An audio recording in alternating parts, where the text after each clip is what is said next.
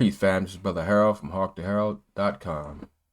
Back with another reaction video, a treat. Once again, remember to please like, subscribe, and also share. And we're going to get right into this. This is a sister by the name of Dr.Joy Degruy talking about the effects of slavery and why they don't want Black history taught in the educational system, in the schools. So let's get right into it. And see, America's dissonance is we have a country that has prided itself on democracy, on send us your poor, you're tired, you're huddled masses yearning to breathe free, one nation under God. And all of those great, wonderful pronouncements would be great if at the same time you weren't enslaving African people and committing genocide against indigenous people. How do you reconcile that conflict? And again, here's the thing that's so deep. They say, well, it's so upsetting and troubling. We can't teach African American history. We can't. Well, it's history. Right. Okay, first of all, but we can't teach it. It's going to upset the little children. They're going to feel guilty. They're going to, be cowering in the corners. Well, my niece recently, this is very recently, that, the last year or so, her job was to go around the state of Oregon, and share history. And she shared the history of Thomas Jefferson, oh boy, and, Phyllis Wheatley. And then she would give them these questions afterwards. And one of the things that Thomas Jefferson said was that Black people weren't smart and could not be creative. They could not produce art. Right. Right. These are the things that he said, And in my presentations, of course, I show things that really really contradict that whole idea. But she asks her students, these are sixth grade, predominantly white students, she asks them, why do you think Thomas Jefferson might have said that Black people weren't smart and couldn't be creative? And one of the kids said, well, when you objectify people, it's easy to look at them as lesser than you. Another one said, because if people thought that Black people were smart and Black people were creative, then they wouldn't want to make them slaves. Right. And then that would lose him a lot of money, right? Another one said, well, he's racist. The other one said, over and over again, I said, do these sound like children cowering in a corner, afraid? No, they're clear. And they're not going to adopt those perspectives of their parents. That's why they don't want it taught. What's the problem? They can't, Rosa Parks, Martin Luther King, all of it.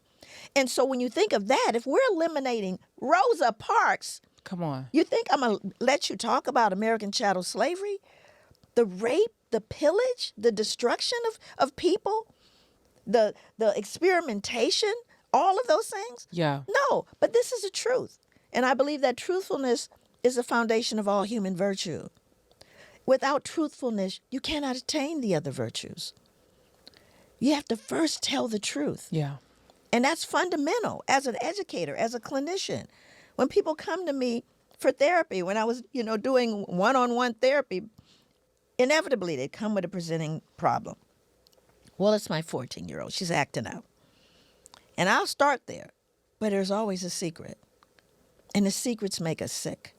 I want you to get into this because even when you talk about in the book, which your book is on the banned book list. Yeah. Your book, you can't put this in the schools. Oh, no. And I was telling my sister, I was like, I think we need to make our book club a banned book club because we have to be able to make sure that our children, that our friends, that our cousins, that our sisters know this information because it's hiding right in plain sight. Yes. Because you talk about the secrets keeping us sick, and how many of us, when we look back from a cultural lens, right, at our own lives and our own families, and we see how sickness and disease plagues Black people at alarming rates. And you really give voice to that because you talk about, we can look at Harriet Washington's medical apartheid. You talk about the experimentations. I want you to talk about how we have allowed the secrets to keep making us sick. So one of the things that I did is I began to, my family is from Louisiana. My father only went to the sixth grade. The Asiatic black man. Asiatic black man. He was serious. My dad, But my father used to he'd make this statement. He'd say, if a white man has a cold, then the black man has pneumonia, right? And so part of the injury, the assault on black people, is them beginning to believe some of the myths. The other thing is to understand, because inevitably someone always asks me, they go, well, how do I understand? How do you connect slavery with contemporary African American behavior? I said, how can you not? How can you not? How can you not? 339 years of trauma and survival and adaptation. I mean, you learn how to survive in hostile environments. And surviving isn't always pretty. It isn't always pretty, but it's very functional. So I have to give examples of how that shows up. So one of the things I do in my audience is I'll say, well, if I shoot this person that's on the front row, is everyone in agreement that they're traumatized? Yes. And everyone goes, yeah, I think we can go with that. Yeah. Right. I said, all right. So now the person that's seated next to the person that's shot, they too are traumatized because they saw it.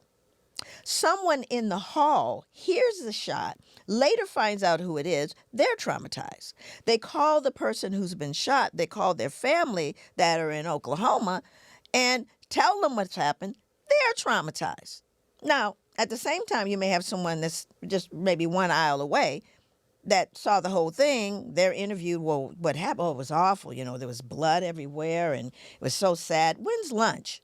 Not traumatized. So everyone's not traumatized by a traumatic event because we have a differential response to stressors as human beings. But we talk about slavery, we're not talking about a single stressor. We're talking about lifetimes of stress and trauma. Lifetimes. It is not plausible that you can escape that with no injury. Right. Now, we are all familiar with post-traumatic stress disorder, right? And what happens to people. Exaggerated startle response, right? Difficulty falling and staying asleep, feeling of foreshortened future, triggers based on things that resemble the original event. All of these things happen by a single trauma that could be experienced directly, like the person shot or the person that got the phone call in Oklahoma. Are you follow me? Yeah. All of them could end up with a diagnosis of post-traumatic stress disorder requiring medication and people talking to them softly twice a week. Right? You weren't even there. Right. So what do you think happens when you have been there and you have been borne the brunt of that? Right? And then people go, well, then didn't y'all get free? Oh, yes. So now let's do the math. 339 years of trauma. Get any help with that? When, and again, this is difficult to hear, but when someone decides that your 8-year-old, they're going to pass around to the evening men because that's their proclivity. Or they take your wife or your friend, or they sell your baby from your arms. Did we get any help for that? Right. Was there any therapeutic assistance? No, not for 339 years. We did the best we could to heal under hostile environments. And then you got freed. Great. Any help then? What, anybody have any data that suggests that we said, well, we know it's been deep. We know, we've sold away your family. We've beaten and lynched people. Right. Let's do some group therapy. No. Nobody showed up. Nothing. Nobody showed up. So now, 339 years of trauma, no help. Freed, no help. Did the trauma continue? Absolutely. You bet it did, all the way up to 2020. 2025. All right, family. Tell me what you thought about it. Remember to please like, subscribe, and also share. Until next time, peace.